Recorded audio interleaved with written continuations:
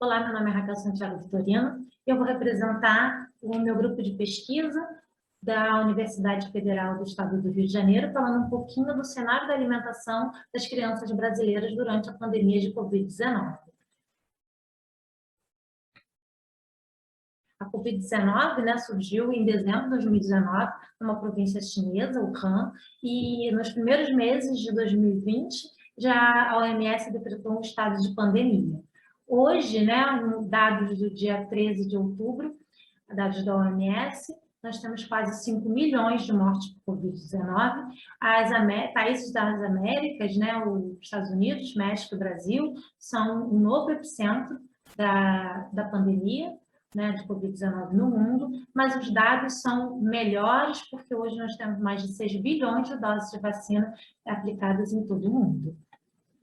Bom, para conter o avanço da pandemia de Covid-19, a OMS ela acabou recomendando algumas orientações de distanciamento social, de isolamento social, né, para que as pessoas ficassem em casa.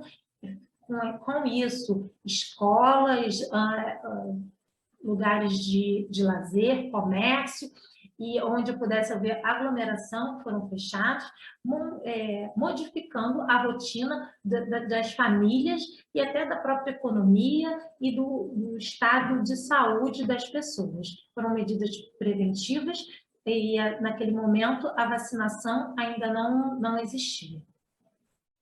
Bom, o objetivo do trabalho é analisar o ambiente dos lares brasileiros durante o isolamento imposto pela pandemia de Covid-19. É um estudo transversal, realizado entre maio e junho de 2020. O público foram pais, né, ou responsáveis de crianças de 2 a 9 anos, um instrumento coletado pelas redes sociais, um instrumento online que abordava questões socioeconômicas, comportamentais, de consumo alimentar, atividade física e também da qualidade de sono dessas crianças. Nós sabemos que são fatores que têm um impacto muito grande no estado nutricional e até mesmo no comportamento alimentar, nas escolhas e fatores que podem ter repercussões na saúde de crianças que são tão vulneráveis, né? Tivemos a participação de 588 pessoas, né? Desse total, pouco mais, 55% das pessoas estavam realizando o isolamento social e a prevalência foram de participantes da classe média e da região sul e sudeste do país. Porém, tivemos participação de todas as 27 unidades federativas do Brasil, né? Tivemos um grande percentual de pessoas que, mesmo em isolamento ou não, que estavam fazendo o seu serviço laboral, né, a sua atividade de forma de home office. E o home office, né, ele acabou por acumular e aumentar o peso das atividades do trabalho doméstico durante a pandemia, né? Somado à rotina do ambiente de trabalho, trazê-lo para dentro de casa, pode ter afetado essa dinâmica das famílias realizarem a sua alimentação. Por exemplo, o número de pessoas, o percentual de pessoas que passou a cozinhar sua própria refeição subiu de 49% para 70%. Com isso, a substituição de refeição por lanche passou a ser uma grande opção, principalmente entre aquelas famílias isoladas. O motivo que mais apontado, né, os 3 principais motivos apontados por essa substituição foram o cansaço, a praticidade e a falta de tempo. Apesar disso, 80% dos participantes consideram a alimentação do seu filho saudável. Ao mesmo tempo que 34% dos respondentes apontam o maior consumo de guloseimas durante o período. E também uma redução do consumo de legumes, que são marcadores de alimentação saudáveis, não é verdade? Com isso, a gente pode concluir que a sobrecarga de atividades domésticas dos responsáveis durante a pandemia pode, sim, afetar a qualidade da dieta das crianças. Bom, eu estou trazendo aqui como referência dois artigos publicados esse ano, que fazem parte do nosso grupo de pesquisa e que trazem um pouquinho mais de informação sobre o ambiente e as condições da alimentação, comportamento alimentar das crianças brasileiras. Muito obrigada.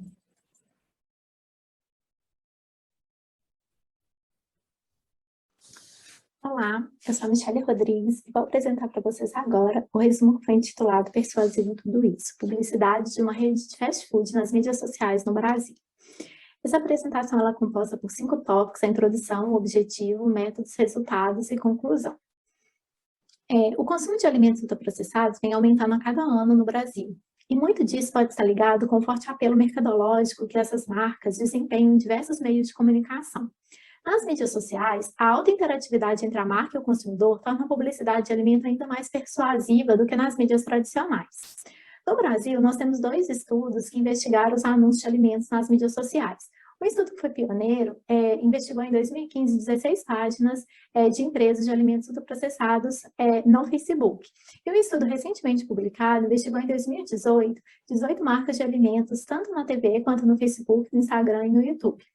Em ambos os estudos, eles concluíram que os anúncios continham diversas estratégias persuasivas, e o último estudo concluiu que o McDonald's se destacava pelo maior número de anúncios em meios de comunicação. Devido a essa influência que as publicidades podem causar nos indivíduos, nós resolvemos analisar, então, as estratégias de marketing utilizadas pelo McDonald's no Facebook, no Instagram, no YouTube, no Brasil, em 2019.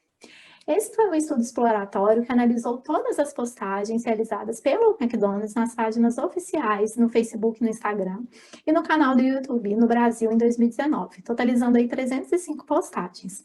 Nós utilizamos como protocolo de coleta o protocolo da Rede Informas, específico para publicidade de alimentos na TV, que foi adaptado, então, para a coleta da publicidade nas mídias sociais.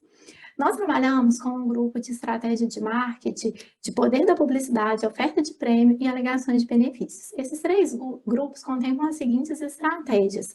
Quando a gente fala de poder de publicidade, a gente pode citar aqui, por exemplo, as celebridades, os eventos esportivos, estratégias específicas para as crianças. Quando eu falo, por exemplo, de oferta de prêmios, a gente está relacionando aí, por exemplo, desconto no preço, edição limitada, o Pague 2, Leve 3. E quando eu falo de alegações de benefícios, pode ser estratégias, por exemplo, baseadas em características sensoriais, no preço, na conveniência, nas alegações emotivas também.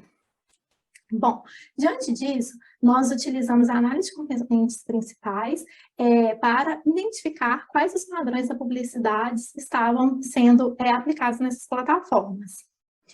E os nossos resultados revelaram o seguinte: no ano de 2019, o McDonald's publicou mais vezes no Facebook, com 150 postagens, seguidos aí do Instagram, com 110 postagens, e com 45 vídeos publicados no YouTube.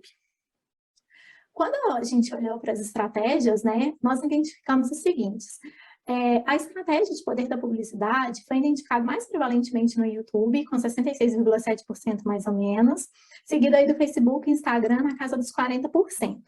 Já quando a gente olha para o grupo de oferta de prêmios, foi mais prevalente também no YouTube, com aí em torno de 58%, seguido do Facebook, na casa dos 39%, e do Instagram, em torno de 30%. Já as alegações de benefícios, elas estiveram presentes tanto no YouTube em 100% das postagens, e no Facebook e no Instagram, na casa aí dos 80%. Aqui eu trago um pouquinho para vocês umas postagens de acordo com cada grupo. Quando a gente fala aí do poder da publicidade, que eu citei, por exemplo, estratégia muito voltada aí para a criança, a presença de celebridades nesses anúncios, a oferta de prêmio, a gente tem aí a questão do compre uma oferta e leve um outro produto, a questão da edição limitada aí nesse post da direita, que era um determinado sanduíche que as pessoas estavam pedindo e o McDonald's colocou no seu cardápio por tempo limitado, então ele reforçava isso na postagem. As alegações de benefício, muito com foco aí nas características sensoriais também, na questão da conveniência, de buscar rapidamente o McDonald's pelo drive-thru. E aqui eu trago quais foram os padrões das publicidades que nós identificamos. Então, no Facebook e no Instagram, nós identificamos 4 padrões.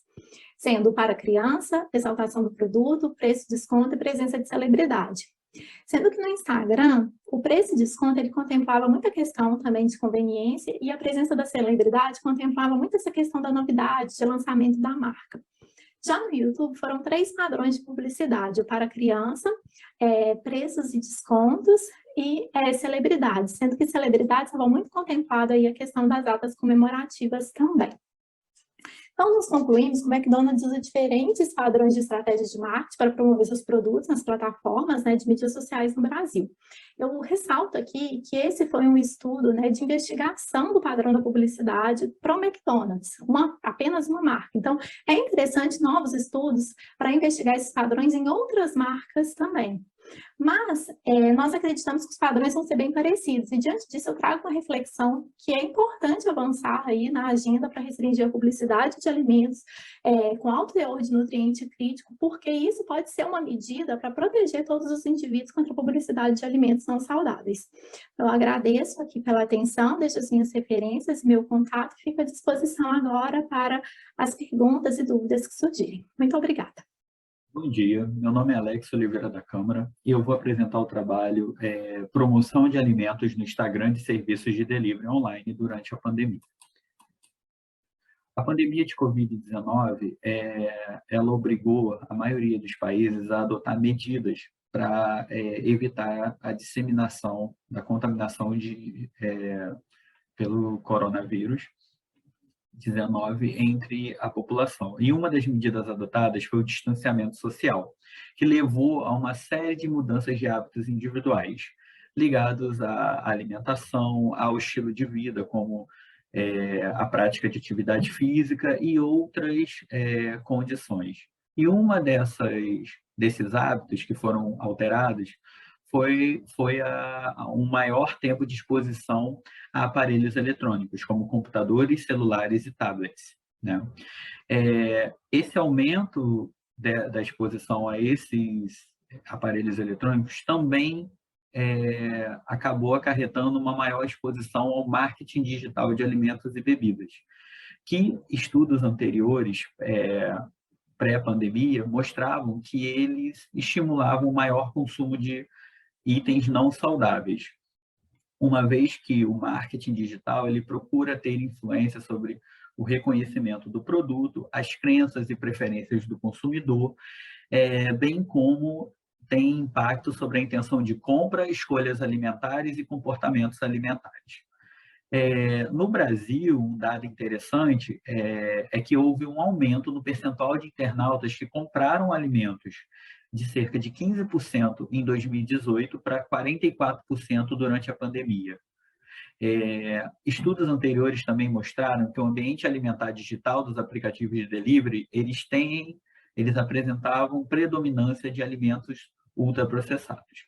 Diante disso, nosso trabalho teve como objetivo analisar a qualidade nutricional de alimentos e bebidas promovidos nas contas de Instagram dos 3 principais serviços de delivery de comida online do Brasil antes e durante a pandemia de Covid-19. Como metodologia, foram extraídos dados publicamente disponíveis das contas de Instagram das empresas iFood, Uber Eats e Rappi. Obtemos uma amostra aleatória de cerca de 170 publicações realizadas 6 meses antes e depois do primeiro caso de Covid-19 no Brasil. Após essa seleção dessa amostra aleatória, elas foram categorizadas por 2 avaliadores independentes, conforme a classificação nova, ou seja, o grupo 1 seriam alimentos in natura ou minimamente processados ou pratos caseiros à base desses alimentos, o grupo 2, alimentos processados, e o grupo 3, alimentos ultraprocessados. Discrepâncias entre os avaliadores, elas foram avaliadas e resolvidas por um terceiro analista. E foram analisadas o número de alimentos ou bebidas apresentados na postagem e o número de itens em cada grupo, segundo o grau de processamento. observamos que o número de postagens, destacando pelo menos um item alimentar, ele diminuiu durante a pandemia, de cerca de 71% para 40% nesse período. Antes da pandemia, a maior prevalência de postagens ela era predominantemente de alimentos ultraprocessados, do grupo 3. Já durante a pandemia, observamos uma maior prevalência de postagens contendo alimentos in natura, minimamente ou moderadamente processados. Um outro dado que observamos é que no Instagram das 3 empresas, principalmente do iFood, ocorreu um aumento de postagens contendo alimentos in natura, minimamente ou moderadamente processados durante a pandemia. Por outro lado, nós observamos, principalmente no Instagram do iFood e do Rappi, uma diminuição de postagens contendo alimentos do grupo 3, ou seja, alimentos ultraprocessados. Para citar uma das empresas, o Instagram do iFood diminuiu postagens contendo o item 3 de 65% para 42% durante a pandemia. Como conclusão, embora haja evidências assim, de que a oferta da publicidade de alimentos dentro das plataformas de delivery favoreça alimentos ultraprocessados, esse trabalho observou que o Instagram dos principais serviços de delivery de comida brasileiros houve atenuação da promoção de alimentos e bebidas durante a pandemia e privilegiou-se a exibição de alimentos e bebidas do grupo 1. Muito obrigado. Olá, boa tarde. Meu nome é Tawane de Souza Gonçalves e eu vou apresentar um trabalho intitulado Marketing de Serviços de Delivery de Comida Online no Instagram durante a Pandemia. Esse trabalho é de autoria de Laís Vargas Botelho, Yasmin Ferreira de Almeida, Tawane de Souza Gonçalves, Jade Veloso Freitas, Alex Oliveira da Câmara, Daniela Silva Canela e Letícia de Oliveira Cardoso. A emergência da Covid-19, que rapidamente se tornou uma pandemia global, teve alto impacto no Brasil. Uma das medidas mais relevantes na tentativa de frear o espalhamento do vírus foi a implementação de medidas de isolamento social. Essas medidas causaram importantes mudanças comportamentais dos indivíduos. Aumentou-se o tempo transcorrido dentro do ambiente doméstico e a utilização de aparelhos eletrônicos. A utilização de meios digitais, sobretudo nas redes sociais, ele favorece a exposição a conteúdos de marketing. O marketing digital ele pode ser definido como atividades promocionais que são realizadas através de websites, plataformas de mídia social, e-mails, textos para aparelhos móveis, aplicativos e jogos virtuais. A exposição a esse tipo de marketing no setor de alimentos ela aumentou durante o isolamento social e estimulou as plataformas a desenvolverem novas estratégias para alcançar novos públicos. Estudos prévios demonstram que a exposição ao mercado digital de alimentos aumentam o consumo de itens não saudáveis e influenciam no reconhecimento dos produtos, nas crenças e preferências dos consumidores, nas intenções de compras, nas escolhas de alimentos e nos comportamentos alimentares. O percentual de usuários de internet que compram alimentos online aumentou de 18% em 2018 para 44% na pandemia. As propagandas de comida passaram a estimular o delivery como forma de manter o distanciamento social. Os serviços virtuais de delivery de comida privilegiaram alimentos ultraprocessados. E é o consenso da comunidade científica que esse tipo de alimentação tem um impacto negativo na saúde. Para a gente compreender o tamanho da dimensão da utilização de rede social no Brasil, em janeiro de 2021, o Instagram possuía 86,3% dos 150 milhões de usuários ativos de redes sociais no país. Portanto, os objetivos desse estudo são descrever estratégias de marketing empregadas nas contas do Instagram dos 3 principais serviços de delivery de comida online no Brasil, antes e durante a pandemia de Covid-19. Para isso, foram extraídos dados públicos no Instagram das empresas iFood, Uber Eats e Rappi. 2 avaliadores independentes classificaram as principais estratégias de marketing empregadas em uma amostra aleatória de 170 publicações, realizadas 6 meses antes e depois do primeiro caso de Covid-19 no Brasil. No período anterior à pandemia, as estratégias de marketing mais utilizadas foram o uso de elementos da marca, ou branding, compreenderam 80% das publicações, a utilização de imagens de produtos sem marca, a utilização de parcerias e patrocínios, o estímulo ao engajamento do público, e o links para conteúdo adicional, sobretudo links para restaurantes parceiros. Durante a pandemia, continuou sendo uma estratégia importante a utilização de elementos da marca, ou branding, mas também apareceram a utilização de publicações animadas, vídeos, GIFs e bumerangues, e surgiu essa categoria com bastante relevância, que é a responsabilidade social corporativa, ressaltando que antes da pandemia apenas uma publicação pôde ser enquadrada nessa categoria. Após a pandemia, mais de 30% das publicações puderam ser categorizadas como transmitindo responsabilidade social corporativa. E também continuou a imagem de produtos sem marca e links para conteúdos adicionais. Portanto, podemos concluir que a utilização do brand e o uso de imagem de alimentos, elas continuaram entre as categorias de marketing mais importantes para serviços de delivery antes e durante a pandemia, mas no segundo momento elas foram um pouco menos utilizadas.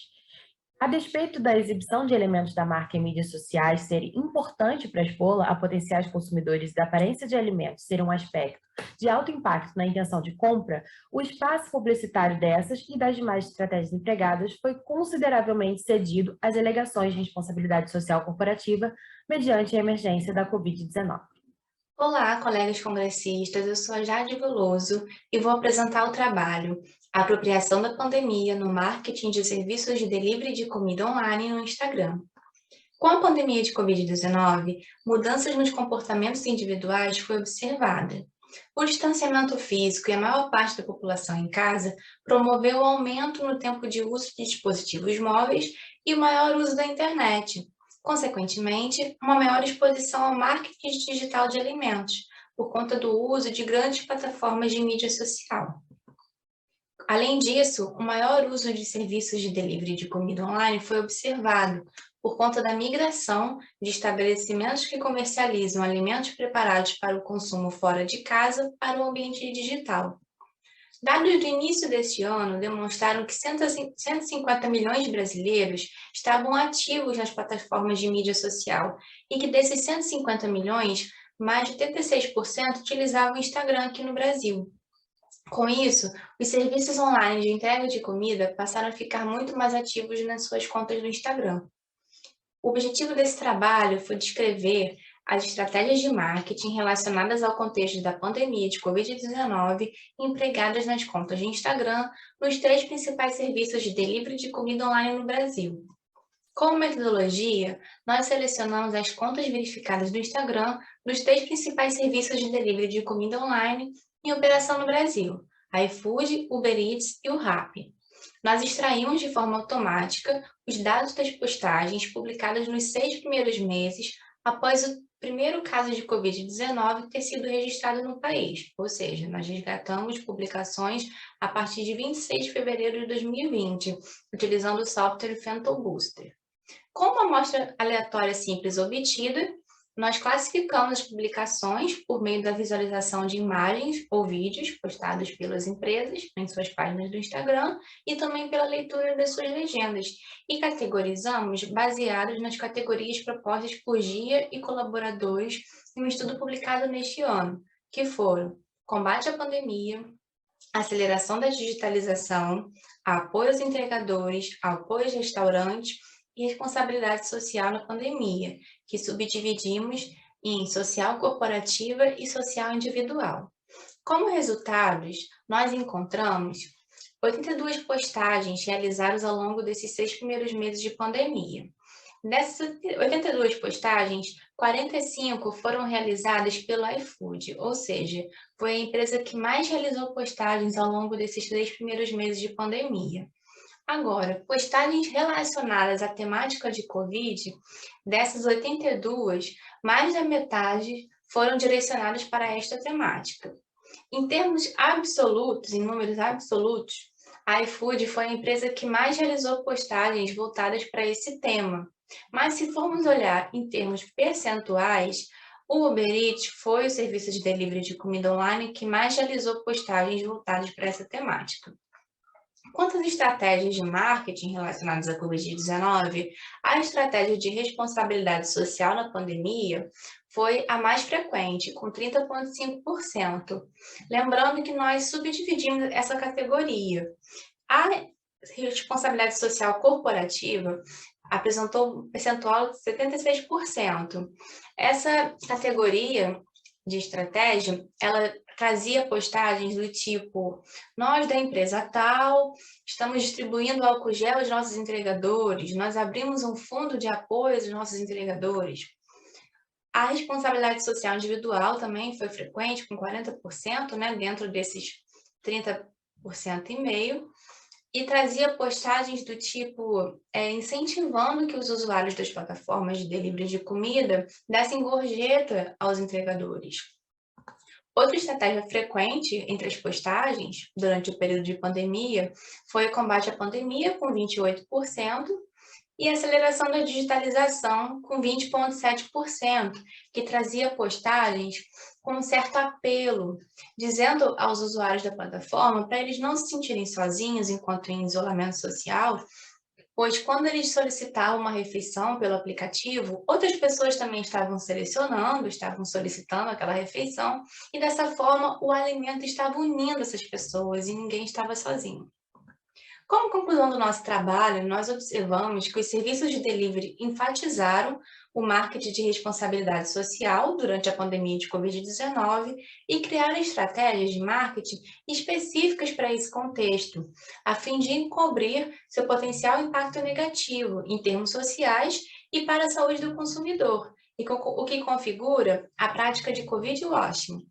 Destaca-se também que as mensagens de apoio aos entregadores, que foi uma outra estratégia que a gente identificou, porém com não tanta frequência, mas cabe ressaltar, podem ser consideradas uma tentativa de resposta à intensa mobilização social em favor dessa categoria durante a pandemia. Lembrando que ano passado teve um movimento break dos apps. É isto, muito obrigada. Olá, meu nome é Juliana Matos, sou doutoranda pelo Programa de Pós-Graduação em Ciências da Saúde da Universidade Federal de Minas Gerais, e nesse momento vou compartilhar com vocês o meu trabalho, que é intitulado Publicidade em Aplicativos de Delivery de Alimentos durante a Pandemia de Covid-19 no Brasil. Esse trabalho foi conduzido, além de mim, pela professora doutora Larissa Loures Mendes e pela professora doutora Paula Martins Horta.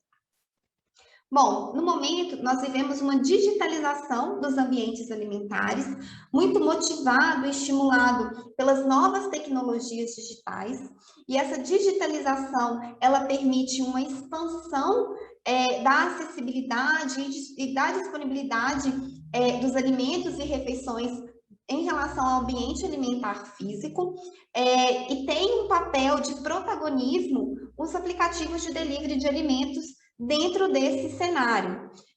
As evidências disponíveis tanto no Brasil quanto no mundo, elas nos mostram que esses aplicativos, eles têm um perfil de oferta de alimentos e de refeições de baixa qualidade nutricional, que são estimuladas por técnicas, por estratégias de marketing.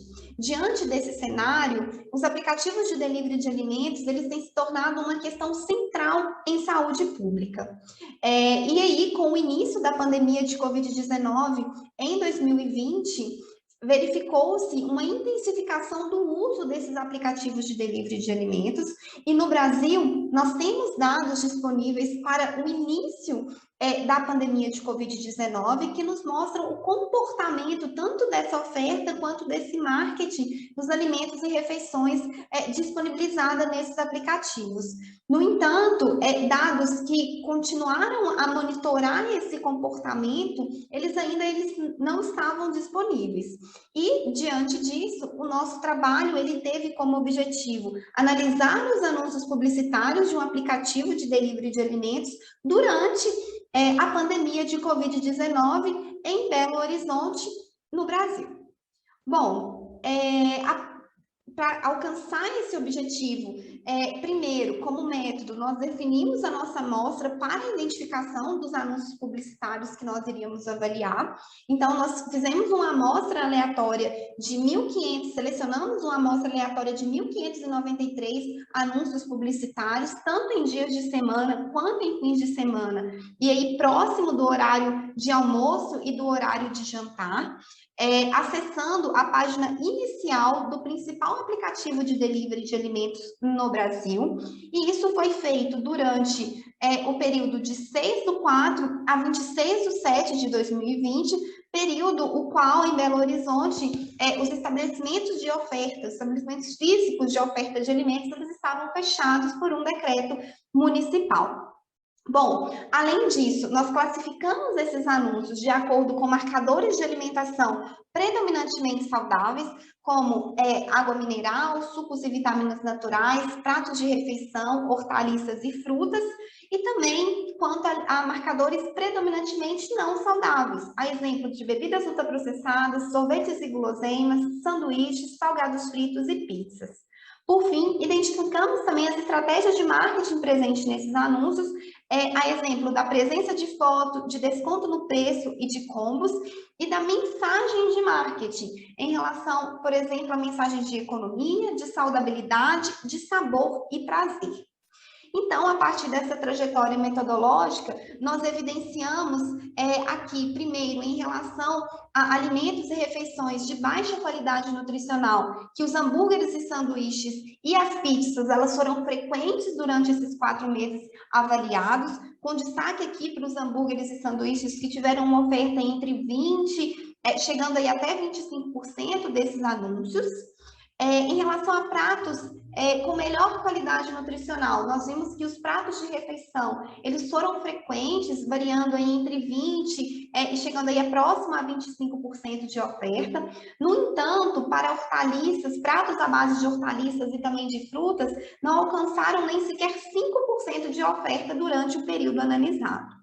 Em relação às bebidas, nós vimos que as bebidas ultraprocessadas, elas dominaram esse cenário de oferta nesses anúncios, variando aí entre 25% e chegando aí próximo de 25% durante o período, enquanto a água mineral e sucos e vitaminas naturais também não foram presentes nesses anúncios, nem sequer em 5% deles, durante os 4 meses avaliados. Em relação às estratégias de marketing, verificamos que os descontos no preço e o uso de fotos foram frequentemente utilizados, variando aí entre 80% e para os descontos nos preços, inclusive chegando à totalidade desses anúncios. Em relação ao apelo publicitário, ao apelo de marketing, nós vimos que as mensagens de economia e de sabor e prazer foram frequentemente utilizadas, em torno aí entre 20%, chegando aí próximo a 35% durante os 4 meses avaliados. Bom, esses resultados nos permitem concluir que o aplicativo de delivery avaliado, ele promoveu alimentos e refeições não saudáveis por meio de estratégias de marketing de alto poder de persuasão durante a pandemia de Covid-19 no Brasil, e nos mostra que esse é um quadro crítico em saúde pública, uma vez que estimula práticas alimentares não saudáveis e, com isso, aumenta a probabilidade de desenvolver ou agravar condições adversas em saúde, ampliando, assim, possíveis complicações individuais para a Covid-19. Essas são as minhas referências e o meu contato. Muito obrigada pela atenção. Olá, eu sou Paloma, sou nutricionista, estudante do programa de pós-graduação em Nutrição e Saúde da UFMG. Faço parte do GEPAS e hoje eu vim aqui apresentar o meu trabalho intitulado Prática de Covid Washing por uma empresa de aplicativo de delivery de alimentos no Brasil.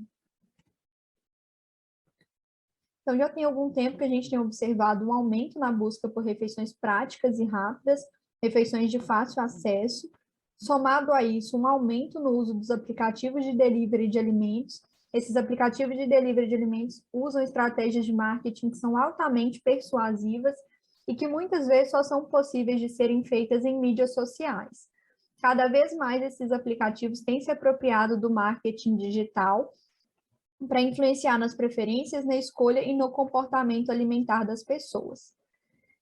Destaco o YouTube, que é um canal de vídeos muito acessado pelos brasileiros e que os aplicativos de delivery de alimentos têm conta oficial. A pandemia da Covid-19 e as medidas de contenção do vírus que foram tomadas, como isolamento social e o fechamento dos estabelecimentos comerciais, aumentou ainda mais o uso dos aplicativos de delivery de alimentos. Nós sabemos, tanto no cenário nacional quanto internacional, que esses aplicativos de alimentos têm uma oferta predominante de alimentos não saudáveis. Foi um desafio, e esses aplicativos eles viram na pandemia da Covid-19 uma oportunidade para mudar as estratégias de marketing. Então, eles passaram a promover seus produtos e criar associações positivas para melhorar a imagem da marca. Essa prática é intitulada de Covid Washing, que é a exaltação das contribuições positivas da empresa para a saúde e para o bem-estar na pandemia, e que desconsidera o impacto negativo que o consumo excessivo de seus produtos gera em termos de saúde pública. Então, o objetivo desse trabalho é analisar as estratégias de marketing usadas por uma empresa de aplicativo de delivery de alimentos no Brasil, no YouTube, durante a pandemia da Covid-19. Nós analisamos todos os vídeos que foram postados na página oficial do iFood no YouTube, no ano de 2020. No total, foram 52 vídeos postados. Analisamos os vídeos que faziam menção à pandemia da Covid-19 e aplicamos um protocolo de coleta de estratégias de marketing relativas à Covid Washing. Como resultado, 30 desses vídeos faziam menção à pandemia da Covid-19, e isso representou 57,7% do total dos vídeos postados em 2020. Em conjunto, esses vídeos alcançaram 142.776.063 visualizações, receberam 83.746 curtidas e 4.368 comentários. Todos esses vídeos usaram pelo menos 2 estratégias simultaneamente, sendo que 90% deles usaram de 2 a 8 estratégias. Aqui eu trago algumas dessas estratégias que foram usadas e alguns exemplos. Então, 93% desses vídeos faziam menção à entrega em domicílio ou à retirada do pedido. Então, você pede a sua comida favorita sem sair de casa. 66,6% sugeriam atividades para serem feitas durante o isolamento, como fazer mercado para um amigo ou parente, pedir um docinho para quem mora longe. 66,6% mencionavam o uso dos aplicativos de delivery como uma prática de bem-estar. Você ganha tempo para se entregar ainda mais à família, recebe as compras e recebe um pouquinho do meu amor.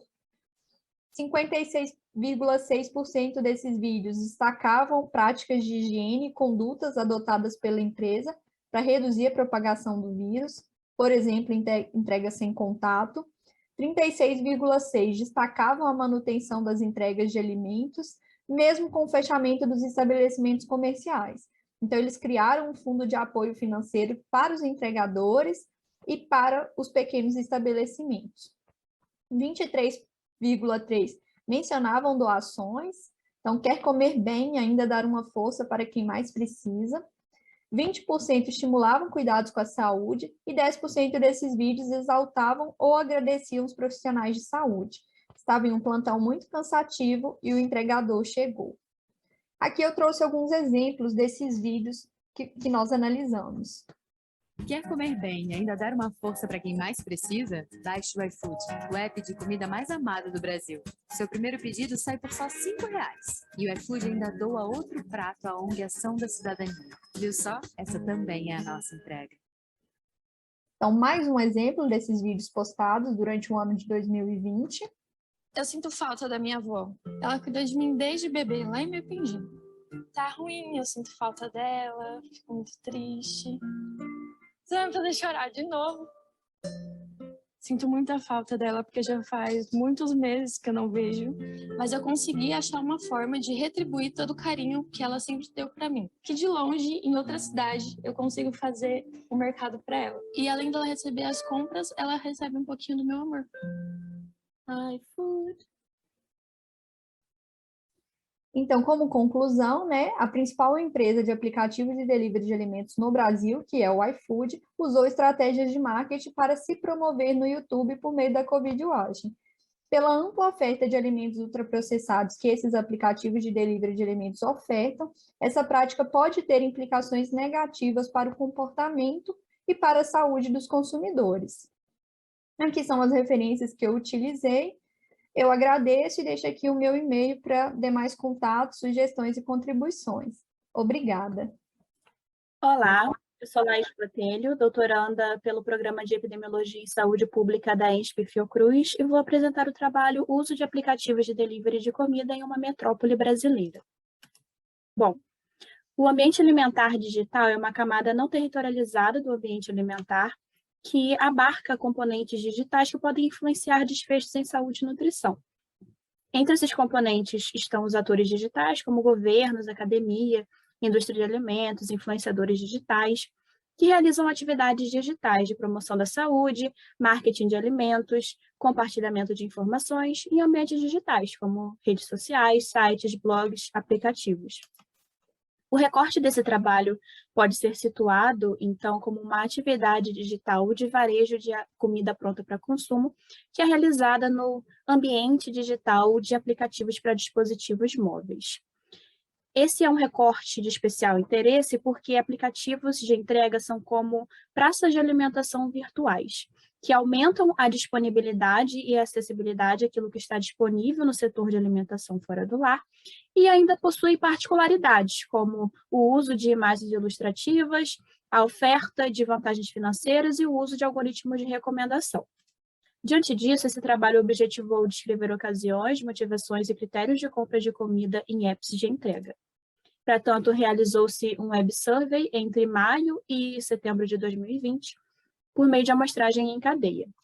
A pesquisa abarcou adultos residentes na região metropolitana do Rio de Janeiro e foi realizada com um questionário em Google Forms que aferiu aspectos sociodemográficos e características do uso de apps de entrega de comida. A análise estatística foi conduzida em R por meio do pacote Survey e foi realizada a ponderação de pós-estratificação por sexo, idade e escolaridade, a fim de ajustar a distribuição da amostra de conveniência obtida à distribuição da população dessa região. Isso foi feito com base nos dados da PNAD contínua de 2019. Eu vou apresentar uma análise descritiva que constou de frequências simples e relativas, com seus intervalos de confiança de 95%, mas atualmente estão sendo conduzidas análises multivariadas para depreender padrões de compra em apps de delivery por meio de análise de correspondência múltipla associada ao algoritmo Fuzzy C-Means. Cerca de 80% dos respondentes utilizavam delivery por meio de algum canal, e 70% o faziam por meio de aplicativos, o que correspondeu a um tamanho amostral de 748 pessoas. Dentre os usuários de delivery, a frequência de consumo por meio de apps mais prevalente na amostra foi de 1 a 2 vezes por semana. Isso foi relatado por cerca de 46% das pessoas. Em seguida, as frequências ocasional, quinzenal e heavy use, que é um termo usado para designar os usuários mais assíduos, que pedem delivery 3 ou mais vezes por semana. A amostra foi majoritariamente feminina e composta por pessoas com ensino médio completo ou superior incompleto, isso após a ponderação de pós-estratificação. E entre não usuários e usuários de delivery, observou-se diferença apenas quanto às faixas etárias mais jovens, de 18 a 34 anos, pois a frequência, a prevalência de usuários nessas faixas etárias foi maior do que entre não usuários. A principal ocasião de compra de comida pronta para consumo em apps de delivery foi aos finais de semana e feriados, relatado por quase 76% das pessoas, seguida pelo jantar semanal em casa. Já o almoço cotidiano foi relatado por menos de 12% das pessoas, porém, entre os usuários mais assíduos, o percentual de menção tanto ao jantar quanto ao almoço entre as principais ocasiões foi maior do que entre os usuários mais esporádicos. Isso foi especialmente verdadeiro no caso do almoço semanal em casa. A principal motivação para comprar comida pronta em apps de delivery foi hedônica, o desejo de comer algo diferente ou específico de um restaurante. Isso foi citado por cerca de 68% das pessoas. Em seguida, a comodidade de receber a comida em casa e promoções, descontos e combos.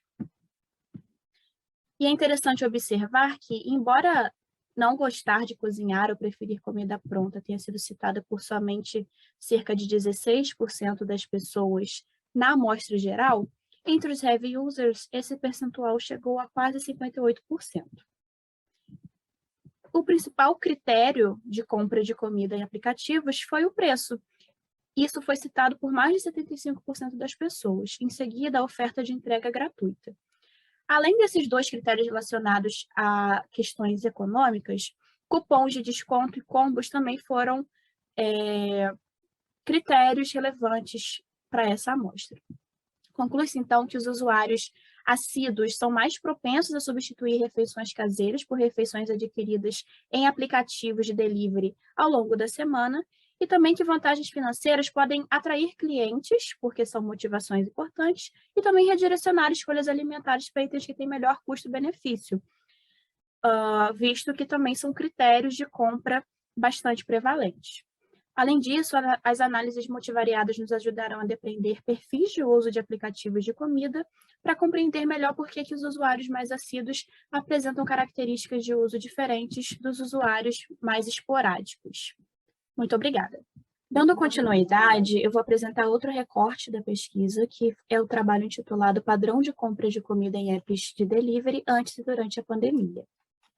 Sabemos que com a emergência da Covid-19, diversas medidas de distanciamento físico foram implementadas, impactando o cotidiano de milhões de pessoas e trazendo desafios psicológicos e econômicos. Isso afetou, inclusive, os hábitos alimentares. E em alguns países foi relatado, por exemplo, que houve aumento do consumo de alimentos ultraprocessados.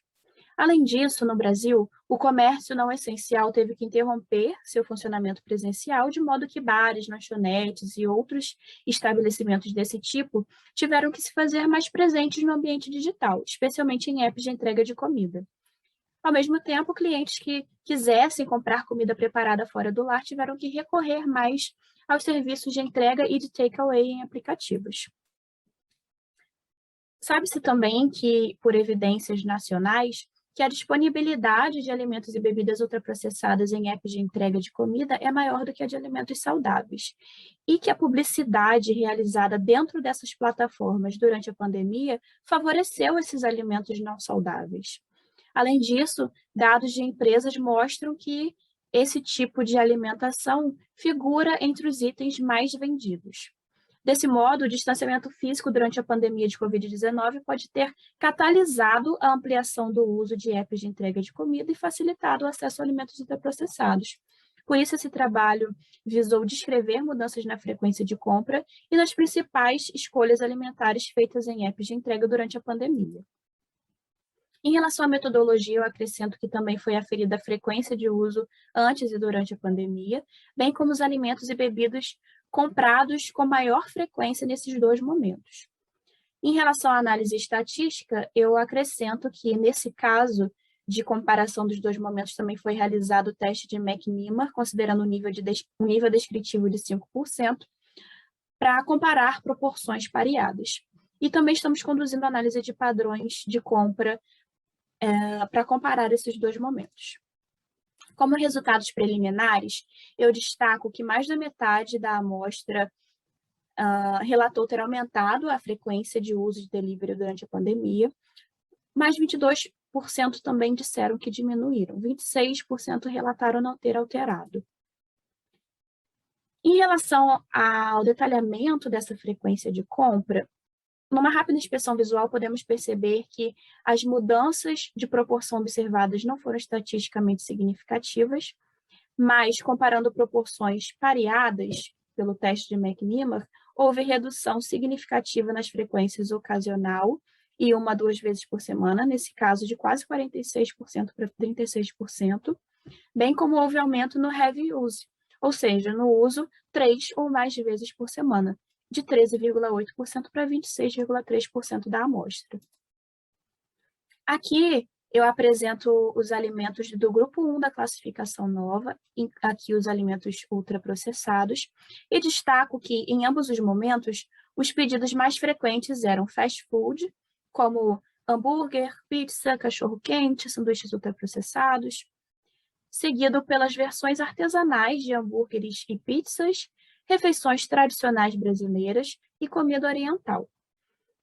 Essas proporções também não apresentaram diferenças estatisticamente significativas, mas comparando as proporções pareadas, essa mudança foi significativa no caso da redução observada na presença de fast food entre os principais pedidos, que antes eram estava presente para 66,5% da amostra, isso caiu para 63,6%, e também para refeições tradicionais, em que foi observado aumento de 29,5% para 33,8% da amostra.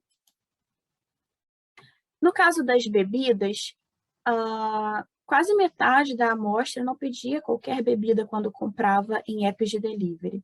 E a proporção de pessoas que tinha alguma bebida in natura ou minimamente processada entre seus principais pedidos não alcançava 10% em nenhum dos dois momentos. A bebida pedida com mais frequência era o refrigerante e houve uma redução estatisticamente significativa nas proporções pareadas, de 46,2% para 42,8%.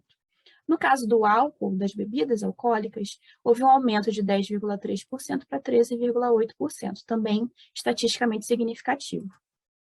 Entre os usuários mais assíduos, chamou a atenção que algumas mudanças foram mais acentuadas do que as observadas para usuários menos frequentes. Por exemplo, 48,5% desses usuários, desses heavy users, tinham refeições brasileiras entre seus principais pedidos antes da pandemia. Esse percentual aumentou para 62,7%. Já em relação a bebidas alcoólicas, houve um aumento de 7,4% para 23,7%, e no caso dos refrigerantes, de 21,4% para 56,5%.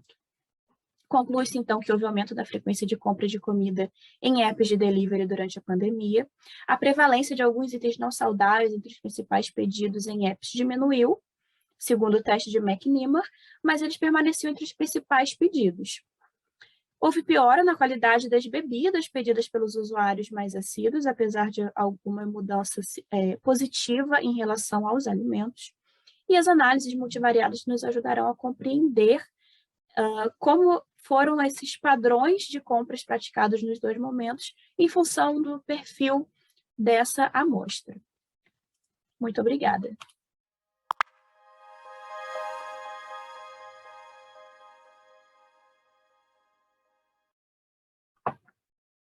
Boa tarde a todos.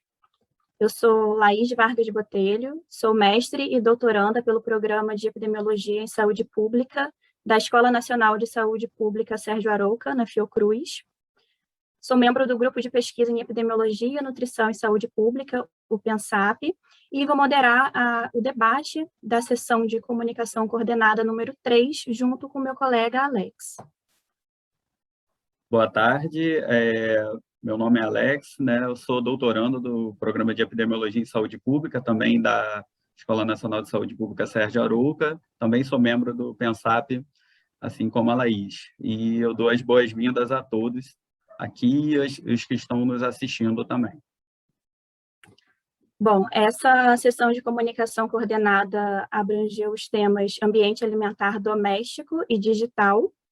E fazendo um rápido apanhado dos trabalhos que foram assistidos, né, nós tivemos nessa sessão 9 trabalhos, sendo que um deles abordou aspectos do consumo de crianças brasileiras durante a pandemia, tendo o ambiente alimentar doméstico como referencial.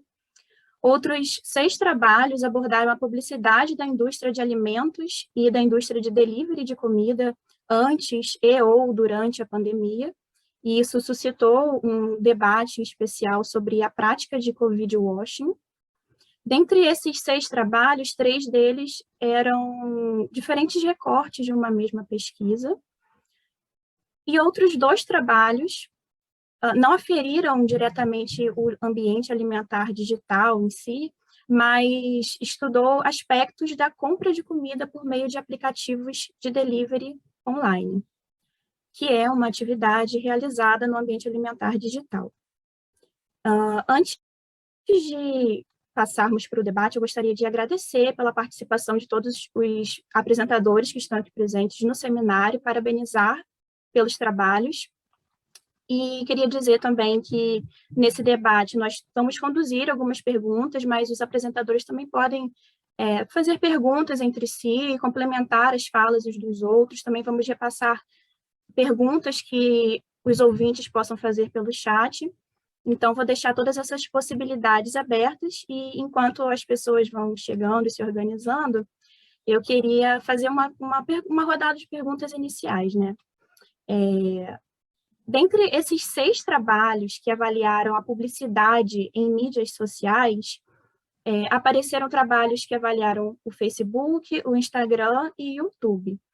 E eu gostaria de saber se houve algum critério específico para a escolha dessas redes sociais que foram avaliadas para os objetivos desses trabalhos, né? Por exemplo, só para ficar mais direcionado, Michele, no seu trabalho você avaliou os padrões de marketing do McDonald's durante o ano de 2019, e então você focou em uma única marca, né? Mas você estudou as 3 redes, o Facebook, o Instagram e o YouTube. Teve algum motivo para a escolha dessas redes ou seu intuito foi fazer uma exploração mais abrangente, já que você enfocou em uma marca?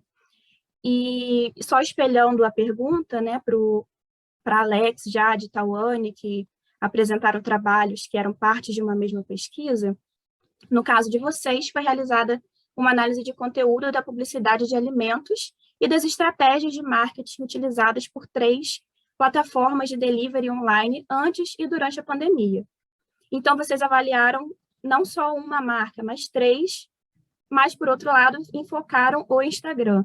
Teve algum motivo para essa rede social ter sido eleita para a pesquisa de vocês?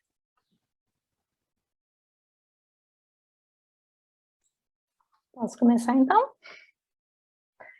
Bom, primeiramente, é um prazer estar aqui, né, e dividir a mesa com vocês aqui, essa conversa. Acho que é um momento muito interessante para todos. Agradecer a participação das pessoas também que estão aí, né, no evento, e se tiverem dúvidas, questões, também fiquem à vontade. Bom, mas para responder essa pergunta, no nosso caso, né, do McDonald's específico, né, que foi um estudo nas 3 principais mídias sociais, que na época, né, que principalmente que o estudo foi realizado, eram as principais 3 mídias mais populares no Brasil, com maior número, né, de usuários. Então, esse foi a principal estratégia para realmente trabalhar nessas 3 mídias. Hoje a gente já sabe que tem outras mídias também, né, que estão se decolando, mas na época eram as principais 3 mídias que a gente coletou para ter um maior volume aí de acesso, né, de usuários, de pessoas que estão realmente cadastradas nessas mídias. Bom, eu vou responder então. Primeiramente, boa tarde a todos. Agradeço também a oportunidade de estar aqui compartilhando, o estudo que a gente desenvolveu e também poder ouvir um pouco sobre o estudo de vocês, que é muito interessante. Então, nós escolhemos o Instagram porque os serviços de delivery de comida online estão muito ativos nessa plataforma, né, de mídia social, e isso tem um motivo.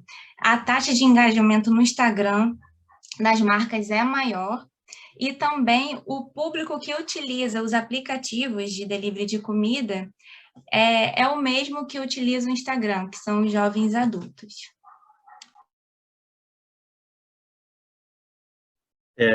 Eu gostaria até de complementar também essa fala da Jade, né, no sentido que a própria literatura, né, hoje nós temos muitos estudos, principalmente ligados ao Instagram, né, essa questão também do aumento dessa interação, essa rede está cada vez mais popular, né, nesse sentido, e a gente percebe também um movimento dessas empresas, né, para estimular, né, e interações dentro dessa rede social, né? Então, isso é um motivo que a gente vem destacando. E uma coisa que eu achei bem interessante foi o estudo, né, da Michele, né, se eu não me engano, com o YouTube também, que é outra rede que a gente percebe... Da Paloma, né? Desculpa, gente. Que tem também... que é uma rede que vem ganhando bastante espaço, né, nesse sentido da publicidade, né? Eu já vou aproveitar, então, para estender a pergunta para a Paloma. Ela já ficou Eu já ia comentar, né? Eu ia comentar, porque talvez o meu foi o único que não foi nem Instagram, nem Face, né? Foi o YouTube aqui. Você quer fazer alguma outra pergunta, Laís, ou posso comentar? Eu queria fazer um adendo, porque se eu não me engano, na apresentação você falou que foram mais de 140 milhões de visualizações, não foi esse o número?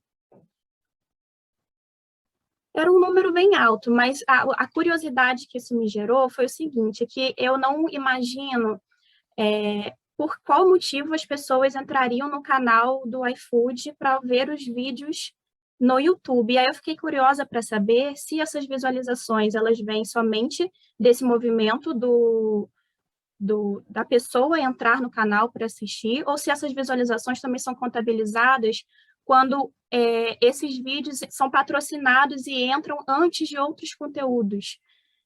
Você tem essa informação desse funcionamento? Não tenho. Alguém sabe? Não tenho, mas acredito que ainda é um outro problema, né? Porque as pessoas não só estão vendo que está no canal oficial da marca, mas também estão vendo que está aparecendo durante alguma outra coisa que você está assistindo. Então, uma coisa que eu não avaliei isso, meu trabalho avalia o canal oficial, então a página oficial do iFood no YouTube, mas a gente ainda tem esse problema que são publicidades que o iFood pode estar patrocinando e que vai aparecer o tempo todo. Às vezes, quando eu estou assistindo um vídeo de aula, quando eu estou, ouvindo uma música e está aparecendo aquilo para várias pessoas. Então, é outra coisa que meu trabalho não avaliou, mas que também tem um impacto grande, porque a gente que acessa o YouTube sabe o quanto a gente está bombardeado com propagandas o tempo todo ali, durante o tempo que a gente está no canal. E aí, só complementando, né, talvez também o motivo de eu ter escolhido o YouTube, já tinham na literatura, né, vários trabalhos falando sobre o impacto da pandemia no Instagram, trabalhos avaliando também Facebook, e YouTube talvez era o que menos estava sendo avaliado. E engraçado que um desses trabalhos, né, que avaliou o Instagram, durante a pandemia da Covid-19, ele até comenta que os jovens que acessavam e que por meio das plataformas digitais têm maior contato com o YouTube, eles são mais propensos a consumirem alimentos não saudáveis. Então, acho que outro ponto importante aí também que a gente precisa levar em consideração. Acho que essa é uma limitação geral, né, dos estudos que fazem análise da publicidade em mídias sociais, que a gente não tem, pelo menos até onde eu sei, vocês me corrijam se eu estiver errada, a gente não tem metodologia para avaliar de que forma os algoritmos de recomendação que estão o tempo inteiro colocando a publicidade em diversos pontos na internet, né, que é uma forma passiva da pessoa receber aquela informação, não é ela que vai buscar, a publicidade chega até ela, e a gente não tem metodologia para aferir de que maneira esses algoritmos estão trabalhando, qual é o alcance deles, essas informações só as empresas têm mesmo. E eu, outro comentário, né, que o engraçado é que esse tipo de publicidade é muito, muito pior, porque ela é totalmente direcionada, não vai chegar aquilo que você não quer ver. Geralmente chega realmente aquilo que você precisa, é uma publicidade muito segmentada ali. Então, assim, é difícil mensurar, a gente não sabe como que isso acontece, né, de que forma que esses algoritmos trabalham, mas sabe que o impacto disso é muito grande. Laís, boa tarde a todos. Eu queria até aproveitar e falar, porque o meu trabalho foi sobre o ambiente alimentar das crianças durante a Covid, né? E acaba que as crianças, mesmo não tendo o poder de compra, né, de ir lá acessar, elas foram muito expostas à publicidade. Então, assim, essa regulamentação da publicidade é um debate grande e ficou bem salientado nesse período de pandemia. Nesse estudo que eu trabalhei, dentro desse estudo, o tempo de tela foi absurdo. Então, assim, é isso. Na hora que você está assistindo até um vídeo educativo, tem aquela propaganda anterior, né? E foi o entretenimento. Então, imagina que não tinha mais cinema, nem lançamentos, então era ali onde mesmo o YouTube, acho que foi super usado, né, nesse momento, especialmente pelas crianças que estavam ali horas assistindo o vídeo. Então, ter uma legislação mais forte é mais do que importante, né? Essa questão da regulamentação, ela fica bem latente quando a gente começa a discutir ambiente alimentar digital, porque tendo em vista que a gente está começando a reconhecer a importância de entender esse ambiente, de regulamentar esse ambiente agora, é um local que, nesse sentido, ele é muito frágil. E tudo que a gente tem de problema em outros tipos de ambiente alimentar, digamos assim, acaba ficando muito mais evidente, muito mais latente no ambiente digital por conta dessa novidade. Então, se a gente tem um problema de regulamentação da publicidade para crianças, no meio digital isso é ainda pior, porque você tem uma dificuldade de rastrear e de atribuir responsabilidade à indústria de alimentos ou à indústria de delivery e a tantas outras, né? Dentre tantas outras questões. E o próprio conteúdo, né, mais? que a gente não consegue nem, imagina, eu como mãe, as pessoas, a gente não consegue nem gerenciar tanto o conteúdo, porque a coisa vai navegando, é isso, vai o algoritmo sugerindo, então quando vê, já está até desapropriado o canal para aquela faixa etária, então realmente é bem mais complexo do que a gente imagina. Comentários que a Raquel falou, né, trazendo um pouco também para os aplicativos, né, tem trabalhos mostrando que, por exemplo, as crianças, né, e adolescentes já têm cartão de crédito, cartão de débito, então, e uma coisa que esses aplicativos ofertam, né, visando a compra, é essa praticidade. Então, os meninos ainda já estão ainda mais vulneráveis, porque conseguem esses meios de pagamento de fácil acesso, uma vez que eles já têm esses tipos de cartão. E outra coisa também, né, que tem também trabalhos mostrando que crianças ficam mais de 17 horas com tempo de tela, então é muito grande. Raquel, até aproveitando o gancho também na sua fala, você diz no seu trabalho, né, você verificou que aumentou muito a substituição de refeições por lanches, né?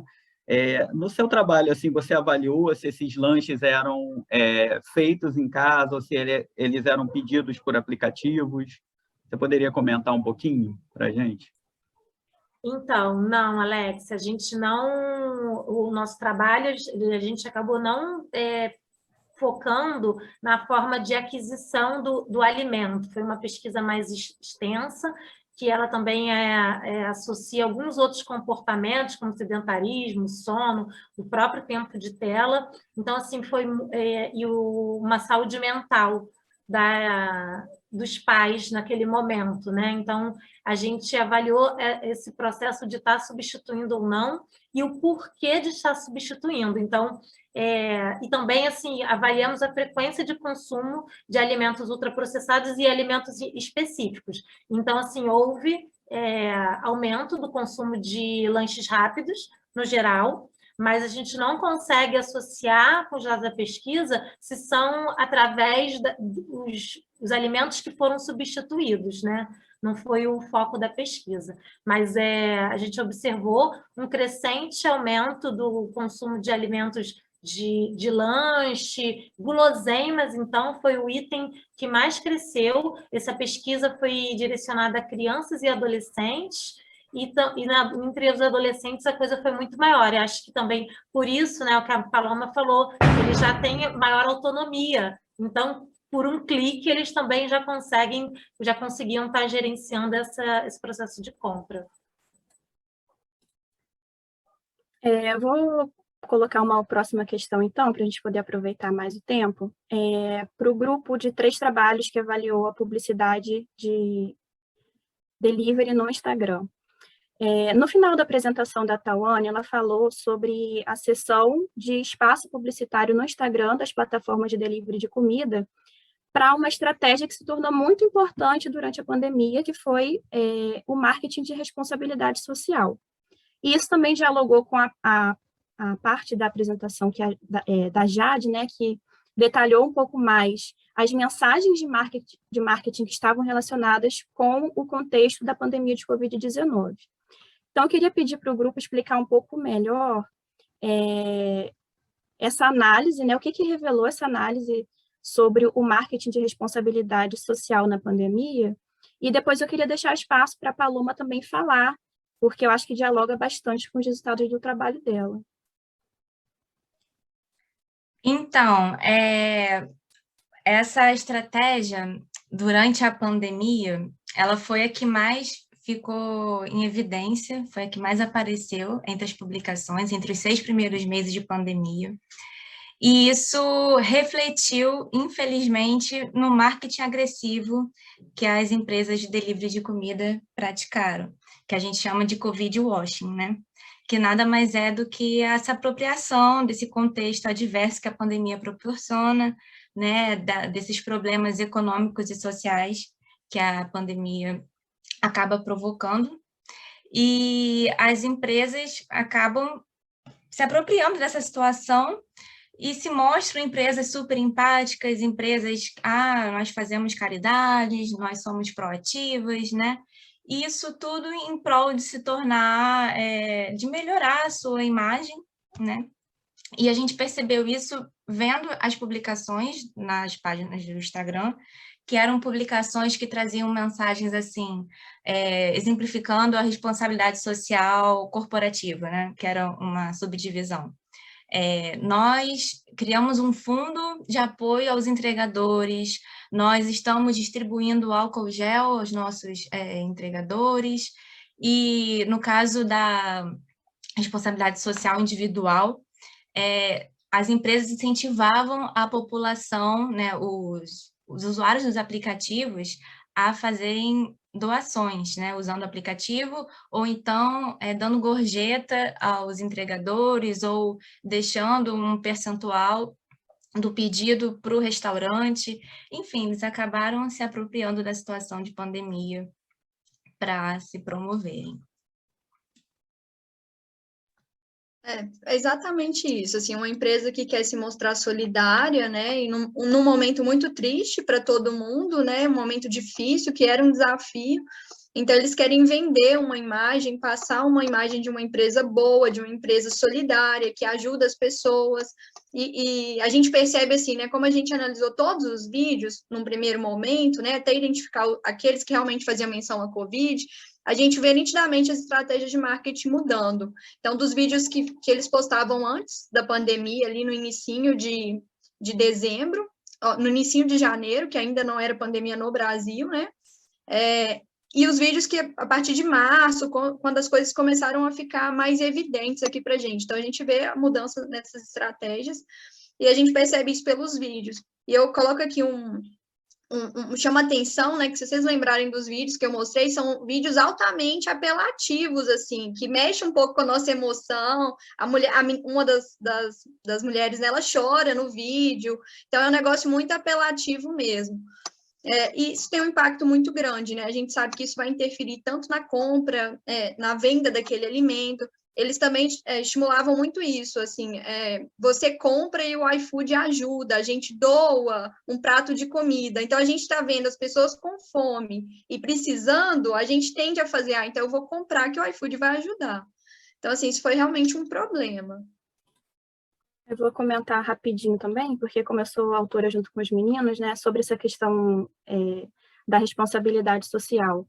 Além das ações das empresas, ajudando diferentes entidades, como hospitais, comunidades, os entregadores, restaurantes, além dessas ações, as empresas também começaram a utilizar mensagens de marketing, evocando os usuários a fazerem parte dessas ações, a doarem também para todos esses entes. E a literatura mostra que esse tipo de estratégia é utilizada para criar uma identificação entre o consumidor e a marca, para fazer ele se sentir parte, né, daquela identidade, de certa forma, e essa não é uma prática inofensiva, de maneira nenhuma. É uma prática que existem evidências também que mostram que, em última instância, isso afeta a intenção de compra do consumidor e pode se converter em vendas, que é o objetivo dessas ações de autopromoção. Isa, eu tenho uma dúvida, pode ir? Não, pode. Eu só ia comentar, Ju, que eles usaram também os profissionais de saúde. Exato. A minha pergunta tem a ver também com essa temática, mas ela vai mais para o campo da questão do método, né, nas mídias sociais. Eu e meu grupo, a gente tem trabalhado com mídias sociais já há algum tempo, e os percursos metodológicos, né, os desafios que a gente tem para coleta, eles são grandes, né? Às vezes são coletas muito extensas, às vezes manuais, e aí alguém de vocês, né, desses 3 trabalhos que vocês comentaram, eu não sei se foi Jade que citou, que usou um software para poder fazer uma extração automática, então isso me chamou muita atenção. Queria saber se ele, né, como que funciona, né, se é gratuito, se puder contar rapidinho para a gente. Sim. Laís, você pode responder, né, que você que fez essa parte. Posso. Eu sabia que existiam técnicas para raspar dados de sites na internet, de mídias sociais, e aí eu fui... Acho que eu travei. Voltei? Não, Travou tá ok. não. Tá ok. Pode falar. Ok. Então, eu sabia que existiam métodos para fazer raspagem de dados nas redes sociais, utilizando programação em R, em Python, enfim. E aí eu fui pesquisar sobre isso e eu descobri que existiam softwares que já faziam isso automaticamente. E aí eu encontrei uma ferramenta que tinha uma versão de demonstração, o nome dessa ferramenta é Phantom Booster, e a gente fez a aquisição em 5 minutos. A gente raspou todos os dados das 3 plataformas desde o início das postagens. E aí isso otimizou bastante. A gente fez o tratamento do banco de dados e depois a gente fez a análise que foi realizada manualmente, né, de classificar alimentos, classificar estratégias, mas o resto das informações foram todas automatizadas. Excelente, ajuda muito, né? A gente pode trocar sobre isso depois, para facilitar também. É gratuito. Podemos. A versão de demonstração, sim, você consegue utilizar por um período de 15 dias, mas dá para fazer muita pesquisa. Se você se programar, dá para utilizar bastante. É uma ferramenta interessante. Uhum. Tem umas perguntas bem legais aqui vindo do site também, tá? Eu vou passar aqui para vocês, para todos do grupo, tá? A Paula Martins, ela elogia o debate, tá? E ela faz uma pergunta. Queria ouvir dos apresentadores de trabalhos que coletaram dados de publicidade de alimentos, quais foram os principais desafios nessa coleta? E vocês estavam falando sobre regulação como uma questão central para o enfrentamento do ambiente alimentar digital que promove hábitos não saudáveis. Queria ouvir como vocês enxergam o avanço da regulação do marketing de alimentos no ambiente digital. E também trazendo já um outro gancho aqui também, a Larissa também queria escutar, Larissa Loures também queria escutar das meninas que trabalham com publicidade, o que elas acham de um cenário futuro, principalmente na questão da publicidade infantil. E destaca também alguns desafios que que todos enfrentam, né, nesse sentido de métricas, tá, para avaliar o ambiente digital e também em relação ao ambiente doméstico. Vocês podem comentar, por favor? Eu vou fazer um direcionamento, então. Eu queria pedir para a Juliana falar sobre os desafios da coleta dela, porque na semana passada eu participei de uma aula sobre ambiente alimentar digital e me perguntaram sobre o seu trabalho, né? Então, que já tem um artigo publicado, então talvez tenha alguém assistindo, então se você falar, eu acredito que tem gente que está interessada em ouvir. Por exemplo, vocês criaram contas falsas para poder fazer a coleta, como que foi isso? Sim, né, só destacando que o meu é a publicidade nos aplicativos de delivery, é isso mesmo, né, que você perguntou. Temos grandes desafios, né, como eu estava falando anteriormente, a gente se depara com um mundo, né, de informações e a gente precisa adotar alguns percursos metodológicos que nos permitem, por exemplo, avaliar o universo que a gente gostaria, né, que a gente gostaria de tudo, mas a gente não consegue. Né? Então, a gente trabalha, né, com amostras. Em relação ao acesso, a gente tenta utilizar contas que nunca fizeram nenhum tipo de compra nesses aplicativos, exatamente porque a gente sabe que há direcionamento de perfil, né, se você já fez compra ou não, né, a gente tenta trabalhar, quando a gente acessa pelo computador, a gente tenta trabalhar com aquelas páginas anônimas para que a gente não deixe rastros.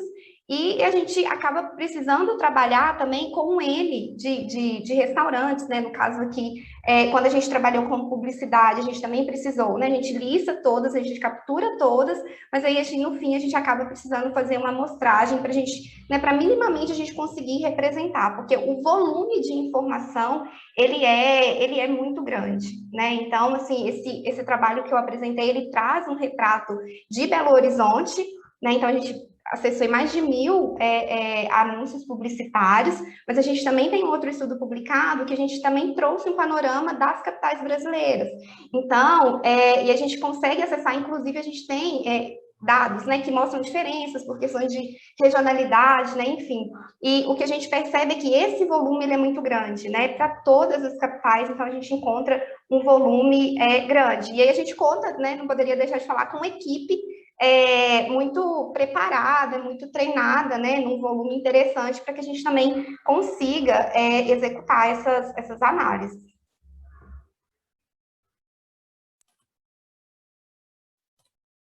A gente está com um tempinho bem apertado, né?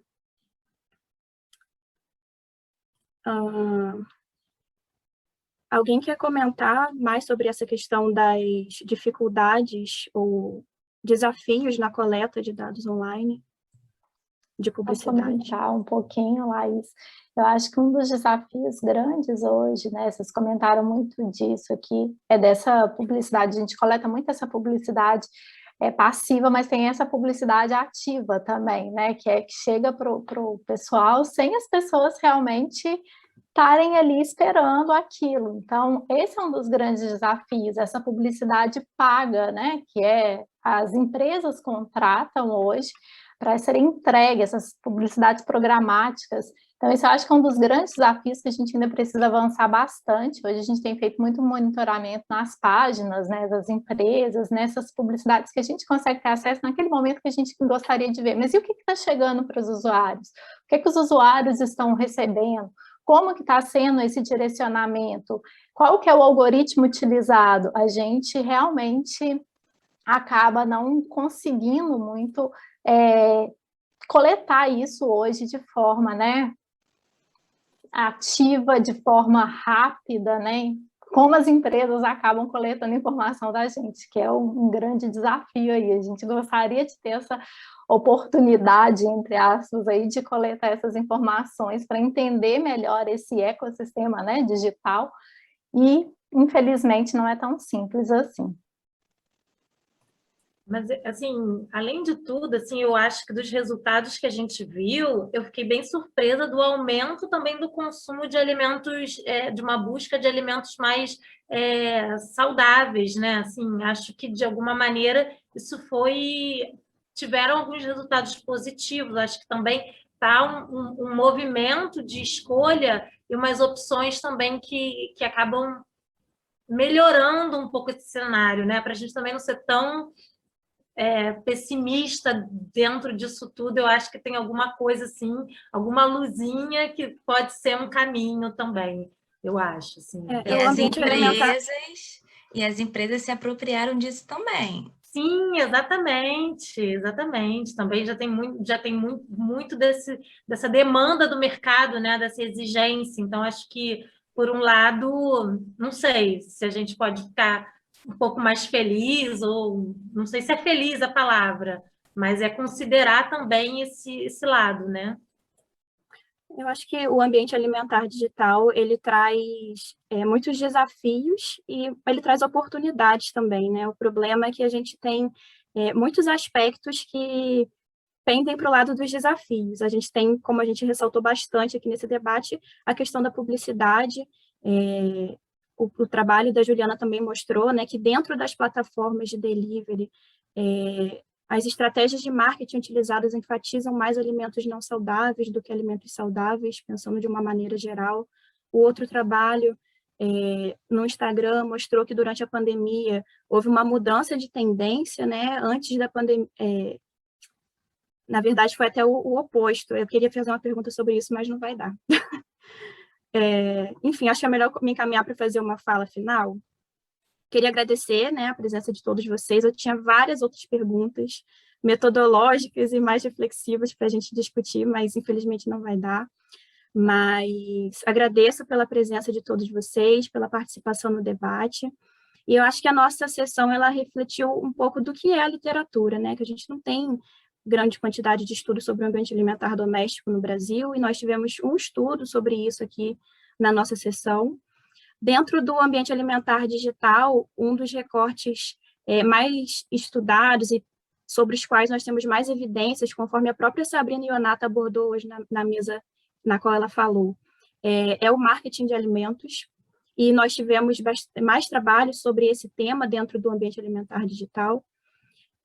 A Sabrina também falou sobre a relevância de se estudar o meio digital para adquirir alimentos, mas que ainda existem poucos trabalhos sobre isso, principalmente quando a gente pensa na parte do delivery de comida pronta para consumo. Quando a gente pensa na aquisição de itens de supermercado, tem um pouco mais, mas a parte de delivery de comida precisa avançar bastante ainda, e nessa sessão nós tivemos apenas 2 trabalhos que fizeram parte de uma única pesquisa, que foi da minha dissertação de mestrado, inclusive, né? E de uma maneira geral foram trabalhos mais descritivos, que também está alinhado com aquilo que a Sabrina mostrou, que foi um resultado da revisão sistemática que ela realizou, que mostrou que a gente precisa também investigar o impacto do ambiente alimentar digital sobre diversos desfechos em saúde e nutrição, seja o estado nutricional ou a ocorrência de doenças. Então, eu acho que a nossa sessão foi um espelho disso, e eu espero que nas próximas edições do seminário nós tenhamos muitos outros trabalhos sobre o ambiente alimentar doméstico, o ambiente alimentar de informação e o ambiente alimentar digital, e que a gente possa ver esse campo de estudo crescendo cada vez mais. Agradeço a todos que acompanharam o nosso debate, a todos os debatedores, e aqui eu me despeço, então. Alex, quiser se despedir também, os colegas. Eu gostaria de parabenizar todas vocês, tá? Continuem, assim, vocês demonstraram muito conhecimento aqui e continuem nessa temática que vem avançando, né? E é isso, eu acho que foi uma discussão muito rica aqui. Parabéns a todas. Obrigada, pessoal. Obrigada, pessoal. Obrigada, gente. Obrigada a todas, gente. Eu estou aqui já doida para pegar o resumo lá de todo mundo para dar mais uma lida. Obrigada, parabéns, Raquel. meninas.